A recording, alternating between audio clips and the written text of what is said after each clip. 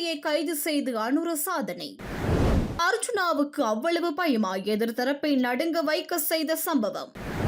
நாமலின் சட்ட பட்டம் தொடர்பில் புகழ்பெற்ற கல்வி வலைதளத்தில் வெளியான அதிர்ச்சி. கைது செய்ய வாய்ப்பு. தாஜுதீனின் மரணம் திட்டமிட்ட கொலை, குற்றவாளிகள் யார் என கூறிய ஜனாதிபதி. உயர்தர பரீட்சை விடைத்தாள்களை அனுப்ப மறந்த அதிகாரிகள். நடக்கக்கூடாத தவறு யாழ்ப்பாணத்தில். மிதிகம பகுதியில் ஹோட்டலை சுற்றி வளைத்த போலீசார். மீண்டும் துப்பாக்கிச் சூடா.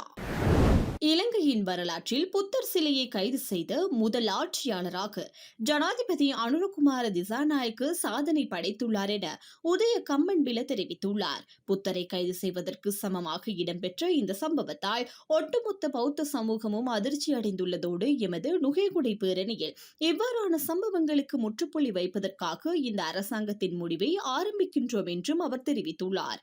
நாளை மறுதினம் வெள்ளிக்கிழமை நுகைகொடை பேரணியில் ஸ்ரீலங்கா பொதுஜன பெரமுன, ஐக்கிய தேசிய கட்சி, ஸ்ரீலங்கா சுதந்திர கட்சி, பிவிதுரு ஹெல உரிமைய, ஸ்ரீலங்கா மகாஜன கட்சி, ஜனதா சேவக கட்சி, நவ ஜனதா பெரமுன உள்ளிட்ட பல்வேறு அரசியல் கட்சிகள் பங்கேற்க உள்ளது. எதிர்க்கட்சிகளை சேர்ந்த பல நாடாளுமன்ற உறுப்பினர்கள் அரசுக்கு எதிராக நடத்தப்படும் முதல் எதிர்ப்பு பேரணிக்கு தமது ஆதரவை தெரிவிக்கும் பொருட்டு மக்களுடன் இணைந்து பேரணியில் கலந்து கொள்ள இருப்பதாக எங்களுக்கு அறிவித்துள்ளனர். ஆனால் அரசாங்க இலங்கையின் வரலாற்றில் எதிர்க்கட்சியின் பிரசார பேரணி ஒன்றுக்கு கிடைத்ததிலேயே அதிகபட்ச விளம்பரத்தை தற்போது 21ஆம் திகதி நுகைகுடி நகரில் நடைபெறும் பேரணிக்கு வழங்கப்பட்டுள்ளது. நாடாளுமன்றத்திற்கு ஓடிச் சென்று திருகோணமலையில் புத்தர் சிலை பற்றி பேசிய போதும் நுகைகுடி பேரணியை நினைவுபடுத்துவதற்கு மறக்கவில்லை.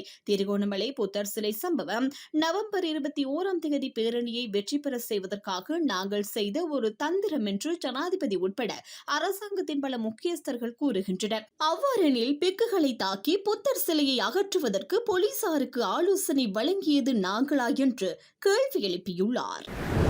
மாகாண சபை தேர்தலை வைக்க மாட்டோம் என்று தெரிவித்தீர்கள். ராமநாதன் அர்ஜுனாவிற்கு 159 பேரும் பயப்படுவதை நினைத்து வெட்கமாக உள்ளது என நாடாளுமன்ற உறுப்பினர் ராமநாதன் அர்ஜுனா நாடாளுமன்றத்தில் உரையாற்றும் போதே தெரிவித்துள்ளார். வடக்கு மாகாணத்திலே பொருளாதார மத்திய நிலையமே இல்லை. ஆனாலும் யாழ்ப்பாணம் சாவகச்சேரியில் இருக்கின்ற பொருளாதார மத்திய நிலையத்தை சீரமைக்க அமைச்சர் சந்திரசேகருக்கு எவ்வளவு கோரியும் அதில் அவர் ஈடுபாடு காட்டியதாக தெரியவில்லை. மேலும் பிரஜாசக்தி என்ற ஒன்றை இந்த அரசாங்கம் கொண்டு வந்தது.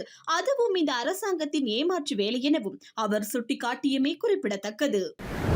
நாடாளுமன்ற உறுப்பினர் நாமல் ராஜபக்சவின் சட்ட பட்டம் குறித்து நாடாளுமன்றத்தில் அதிக விவாதம் நடந்துள்ள நிலையில் உலக புகழ்பெற்ற கல்வி வலைத்தளம் ஒன்று நாமல் ராஜபக்சவின் சட்டமானி பட்டத்தை தரவரிசைப்படுத்தியுள்ளது. அதில் Namal Rajapaksa City University of லண்டனில் பெற்ற சட்ட பட்டப்படிப்பின் பழைய மாணவர்களது பட்டியலில் 45வது இடத்தை பிடித்துள்ளார்.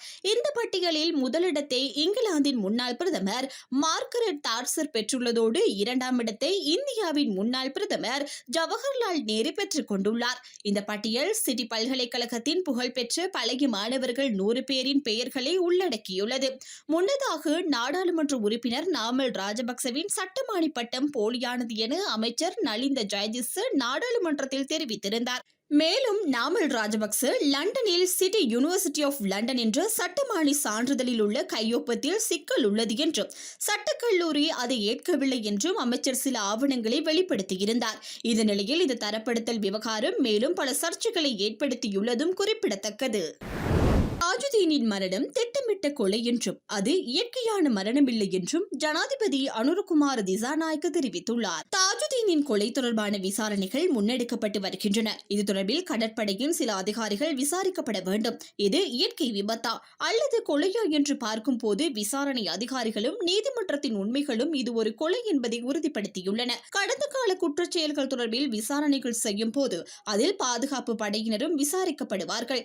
இதனை காரணமாக கொண்டு ராணுவத்தினருக்கு எதிராக அரசு செயற்படுவதாக விமர்சனம் செய்ய வேண்டாம் என ஜனாதிபதி கோரிக்கை விடுத்துள்ளார். எக்னலிகொட கொலை மற்றும் கடந்த காலத்தில் நடந்த ஈஸ்டர் தாக்குதலை நாம் விசாரிக்க வேண்டும். அது தொடர்பான விசாரணைகள் ஏற்கனவே ஆரம்பிக்கப்பட்டுள்ளன என்றும் குறிப்பிட்டுள்ளார்.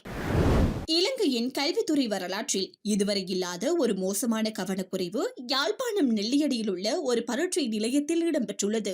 நெல்லியடியில் உள்ள ஒரு பிரபல பாடசாலையில் அமைக்கப்பட்ட உயர்தர பரீட்சை மத்திய நிலையத்தில் உயிரியல் பாடத்தை எழுதிய 21 மாணவர்களின் முதலாம் பகுதிக்கான விடைத்தாள்கள் திருத்தும் பணிகளுக்காக அனுப்பப்படாமல் தவறவிடப்பட்டுள்ளன. கல்வி பொது தராதர உயர்தர பரீட்சை தற்போது நடைபெற்று வருகின்ற நிலையில் நெல்லியடியில் பிரபல பாடசாலையொன்றில் உள்ள பரீட்சை மத்திய நிலையத்தில் உயிரியல் பாடத்தின் பல் தேர்வு வினா பரீட்சை நடத்தப்பட்டது. 21 மாணவர்கள் பரீட்சையில் தோற்றி முறைப்படி விடைத்தாள்களை கையளித்துள்ளனர். இந்த விடைத்தாள்கள் அன்றைய தினமே உரிய பாதுகாப்புகளுடன் திருத்தல் பணிகளுக்காக அனுப்பப்பட்டிருக்க வேண்டும். ஆனால் பரீட்சை நிலையத்தில் கடமையாற்றியவர்களின் கவனக்குறைவு காரணமாக அவை உடனடியாக அனுப்பப்படவில்லை. 3 நாட்களின் பின்னர் சென்று பார்த்தபோதே அனுப்பப்படாமல் அங்கேயே இருந்தமை அவதானிக்கப்பட்டுள்ளது. தவறு நிகழ்ந்தால் தற்போது அந்த விடைத்தாள்களை திருத்தல் பணிகளுக்காக அனுப்ப முடியாத நிலை ஏற்பட்டுள்ளது.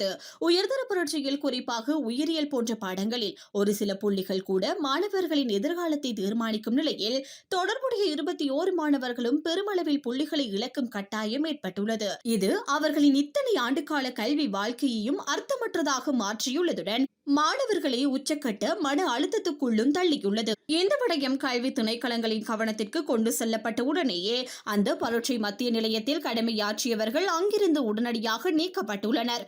அத்துடன் கவனக்குறைவாக செயற்பட்டவர்களுக்கு எதிராக திணைக்கள ரீதியான விசாரணைகளும் ஆரம்பிக்கப்பட்டுள்ளதும் குறிப்பிடத்தக்கது.